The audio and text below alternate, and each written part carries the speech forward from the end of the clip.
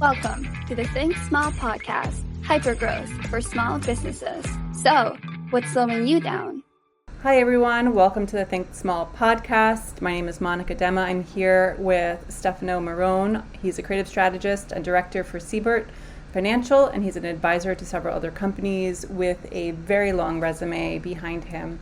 Welcome, Stefano. Thank you for taking the time to be on today's show.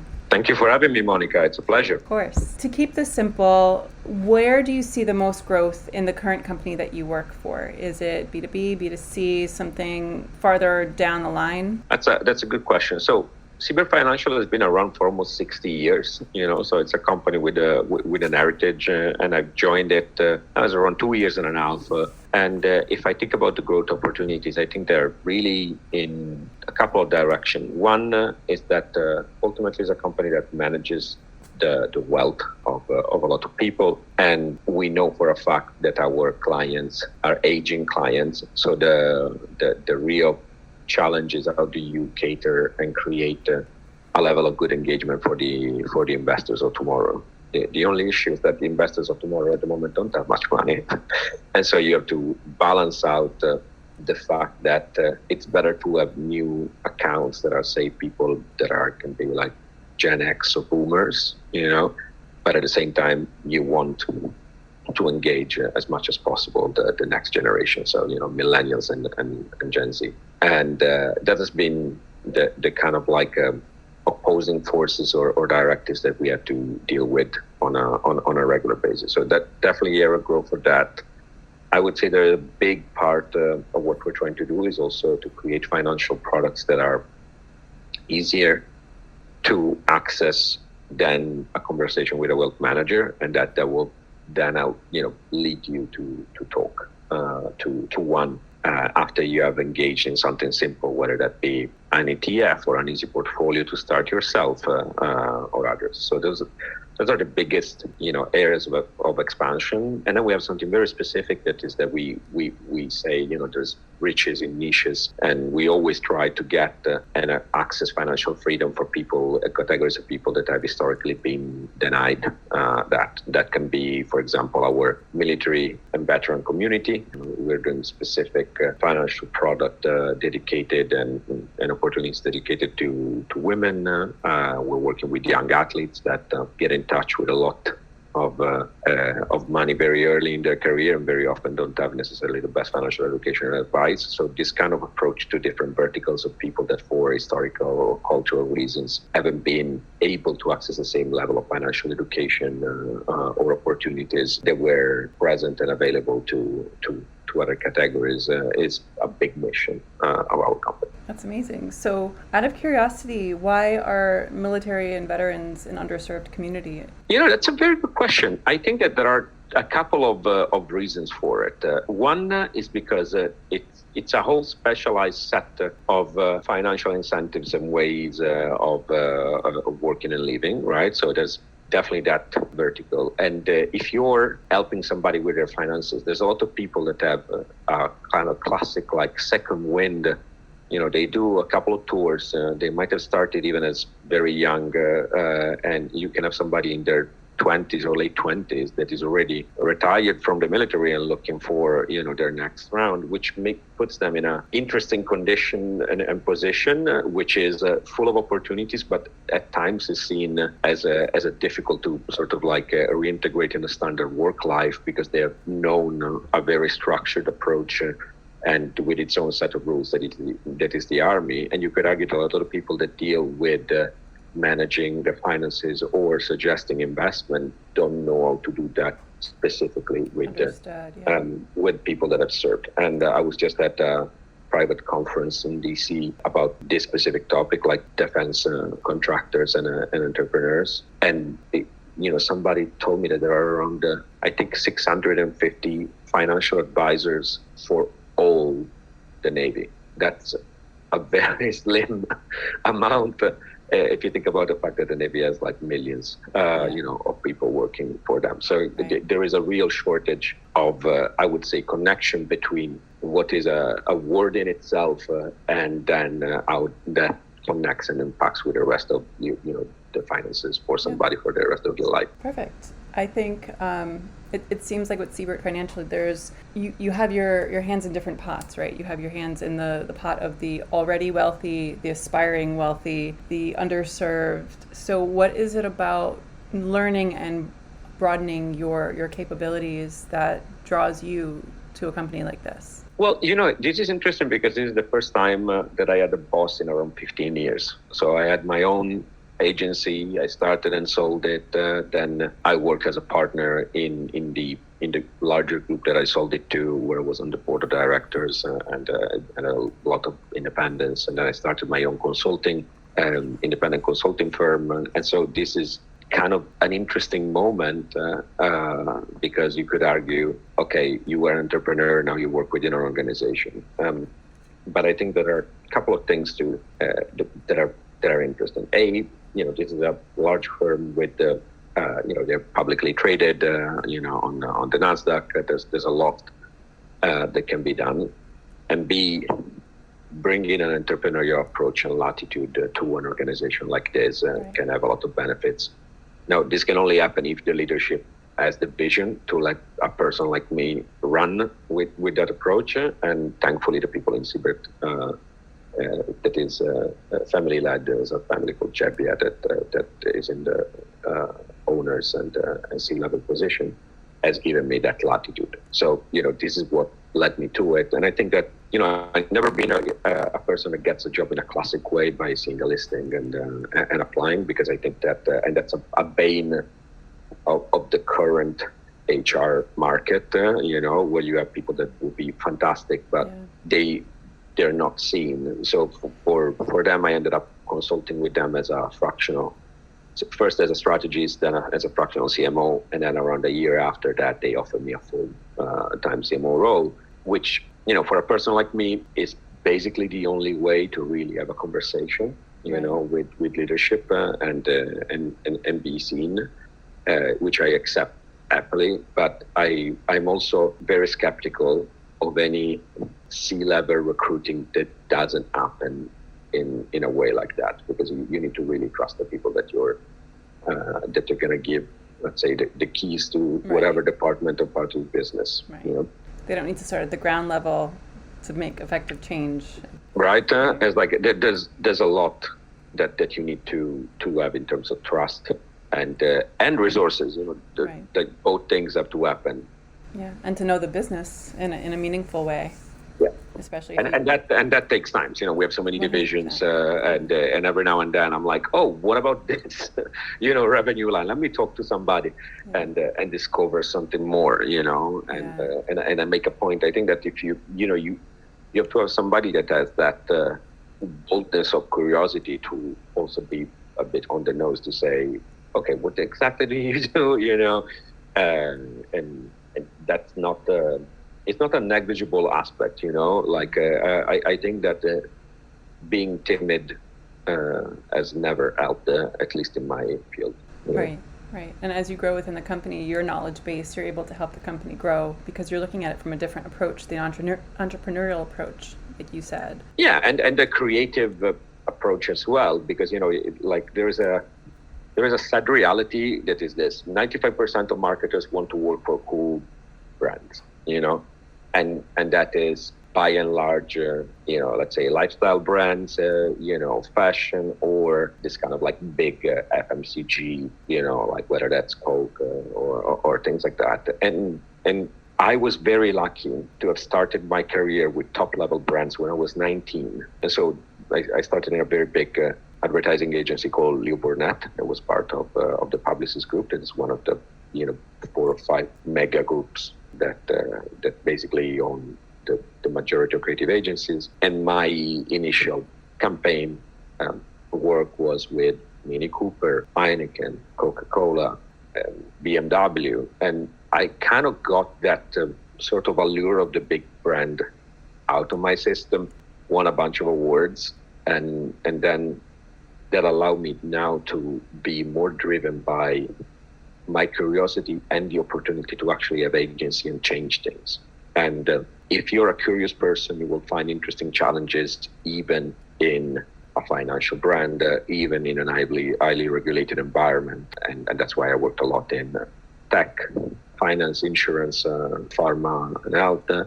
And those are more interesting challenges to me than just making the biggest, more glitzy version of whatever it's trending this year in order to sell more X, So I think that sadly, these, big cool brands are like, a fire that everybody is attracted to, but the reality of it, there's a word out there, a very interesting thing to be done in the world of marketing, right? That are not just we did the biggest projection mapping thing that it was ever done, and that basically creates an issue where you have most of the people barking at a few trees instead of checking what's possible within organization and actually have, as I mentioned, have agency. Because the reality is, to be able to really make a difference in a mega brand, let's say in the Nikes of the world, that arrives quite late in somebody's career. Right. It's that there's plenty that you can do in different organizations, even big ones. The first time that I started, that I had a global finance client, I was maybe 26. And we won a JP Morgan digital campaign contract, and that was fantastic because you're working with something that touches so many lives. It's a huge brand with a lot of resources and budgets, right. And it was a unique opportunity that got me interested in this world. I'm with you on working with the really creative big brands in the beginning of your career and then moving into something different. I was with eBay, Best Buy, and Sotheby's before I was 30. Oh, there you go. Yeah. So I get it. And you discover, for me, the interesting thing about that is that you always think, this, there's this kind of like the grass is always greener approach. And when you work with a global brand, it's like, this must be so cool. And then you take a look inside, and big brands are just like any brand, big organization, just like any organization. Everybody has their issue under the hood. They have problems. And so I think that the sooner that allure is demystified, the more free you are to take career choices that match with who you want to be, right? Rather than this kind of like glitz that comes from the association with a brand. Absolutely. Let's talk a little bit more about your previous roles and what growth meant to you there, because I know you said that you were able to have a buyout in a previous role or a company that you owned. What was the catalyst to grow it to the size that it was sellable? I never started the agency for the sake of selling it. I think that if you have that attitude, you have to be very, very specific about what you do, and there's nothing bad into wanting to start a business for the sake of selling it, but that means that you have to be incredibly deliberate. For me, was just that two things. One was fear, because I had one job interview, classic job interview in my early 20s that I bombed like disastrously, and that gave me forever PTSD. And I was like, rather than repeat that experience, I'd rather start my own business, which, it's silly, but very, very true. Very common. And yeah, right. It's like, I don't want to go through this. This is dreadful. This is like being an early teenager and being refused by, endless girls. Like, why do I have to do this? And the other one is that I like to find solutions for people, and I don't like when I'm limited by my own ability, and so I really enjoyed working in organizations or being a freelancer. But when the requests started piling up, I was like, what? It's time to create an organization that's bigger than me. So I would say that I always say I like saying yes, to opportunities, is what ultimately led me to start, And there is also a little story when I was much younger, when I, out of sheer fear, again, I didn't accept a job that would have been my dream job. And there were all sorts of excuses that I told myself that I need to finish studying and stuff like that. And instead it was the opportunity of a lifetime, and I was shitting my pants. And it was for Marvel Comics, because I'm a big comic book fan. And, the reality is that I had my imposter syndrome was far too big, and I would have liked to inflict myself on my favorite characters, which is, so after that, if you compile those two massive fears, I'm like, no, I'm going to say yes to everything, and I don't want to do job interviews. The result of that is like, you have to have an organization that helps you out, And at the moment of sale, I wasn't looking for it, but I think that there is you always try to look for new business, you always try to expand, and you inevitably end up meeting people that are further down the path, than you in terms of size and, ambition or sheer, historical revenue and opportunities. And so I think that there is a moment where an organization is like ripe for that conversation. And, you have a certain profitability in the double digits, you have ongoing and recurring clients. And so I started getting requests from 3 different entities in kind of in the same 3 or 4 month span. And I was like, wait a minute, I need some advice. And so I went to the chairman of an independent production company, multi-award winning, that was around for more than 20 years, called Unit 9, and looking for a little bit of advice. And then they ended up saying, wait a minute, what if we buy you? So the result of that was, I would like to say that this was a calculated move and strategy. It wasn't. I just went was looking for an unbiased bit of advice, and the result is that they ended up buying us. That's great. And the thing there, though, that I always like to say is like, they were not the ones offering the most money, but because at least in advertising, the earn-out period is a 3-year period. Sometimes it can be even longer, but like for me, with 3 years, where you have to work with the people day by day, and you have to work hard, because if you don't reach your numbers, you don't complete the earn-out. Right. You better like them, And I think that there is I don't know the exact percentage by memory. I think 75% of earn-outs in my space, people leave people and because they completely burn out. So they never see the full amount that they thought they would sell for. They see like 30, 40%. And normally they need hospitalization and 6 months to recover, and there's a lot of sourness. Thankfully, that didn't happen with me, so I consider, the mix of chemistry with the people, sheer luck, the fact that actually the Unit 9 individuals are good people, one of the best things that ever happened to me. Right. And I would like to point out, I think Peter Parker also had imposter syndrome. Yeah, it keeps going. It's my guiding light, Now I have a son, he's almost 2 years old, and I'm like, when is the right moment to introduce you to these very important moral lessons? Right now. Always right now. Right now. So bringing it back to Siebert Financial, I know there was a unique psychological journey of selling your business and then moving into this space.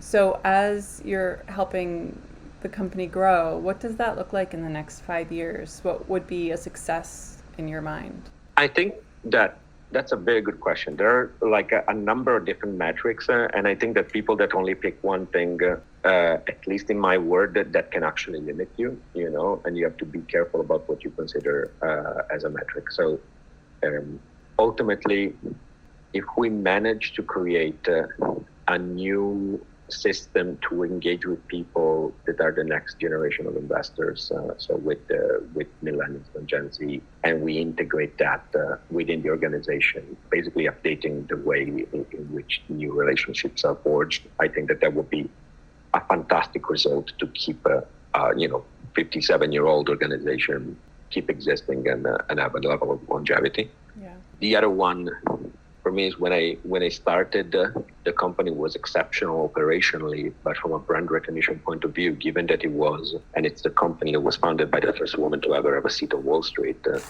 it was really not capitalizing on that reputation. So for me, it's like bringing back that brand knowledge and that brand awareness and keeping it going. It's another important one. And then thirdly, of course, we want the stock to go up. That's the easy one. But I would say that you could do a number of things and tricks where you push something to have a fantastic quarter and the stock goes up for the quarter. But instead, you want to really build on the long term to make sure that that's not a trick, but a sustainable growth approach. Right. So it's not the immediate quarter, it's maybe 3 quarters from now. Yeah. And when you have a public traded company, though, it's tricky because you always have this kind of balancing act where it's that if you if you make a strategic investment decision that's going to hit your EBITDA, analysts are not going to like it, and you're going to take a hit. And that has been happening, several times years. Like staying the course is hard when you have a mid to long term vision, and you're punished short term. So I think that's one of the most difficult things to do. Right. And it's like everything, it's you start going to the gym and you don't see results, and then if you're constant, and it's the same for investment. It's very famous in this field. That consistency is way more rewarded than anything else. It's more rewarding than being right. It's more rewarding than the right timing. It's more rewarding than betting on the right type of stock. Consistency beats everything else, especially timing. Right. And that's it's boring, but it's true. That's and the I Warren Buffett way. Right? Like very many things in life, I think that this is a harsh reality that people don't want to face.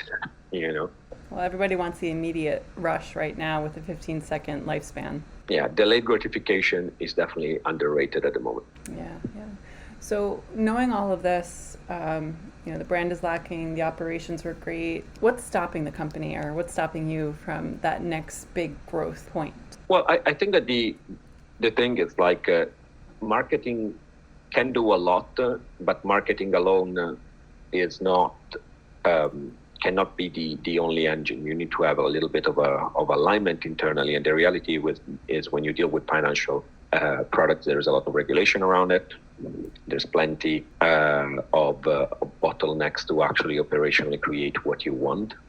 So at the moment I wouldn't call it necessarily a block, but I would say that it's like this: the speed of execution to which you can activate in marketing can be pretty quick. And it's one of those places where technology applies very, very quickly and scales very quickly. However, the piping that needs to be built on a structural aspect takes time. That is like regulation times, deal making time. There are a lot of parties connected to it, and there are in this world there are some service providers that are effectively monopolies that take this with time, and there's nothing you can do about it.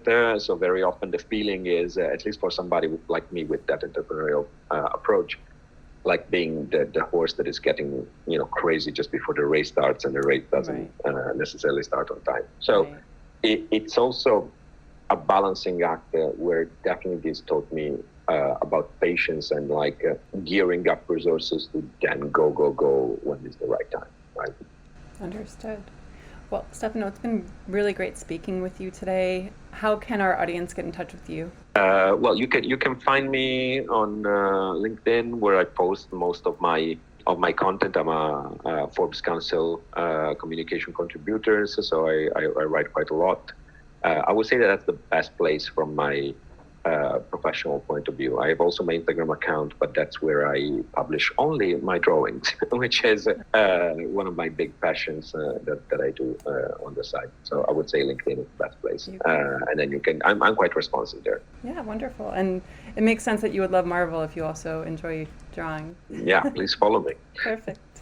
Awesome. Well, thank you to our audience for listening today. The show notes will have all the information from Stefano on how you can reach out to him as well as me. Thank you so much. Thank you, Monica. It was a pleasure. Welcome to the Think Small podcast, hypergrowth for small businesses. So, what's slowing you down?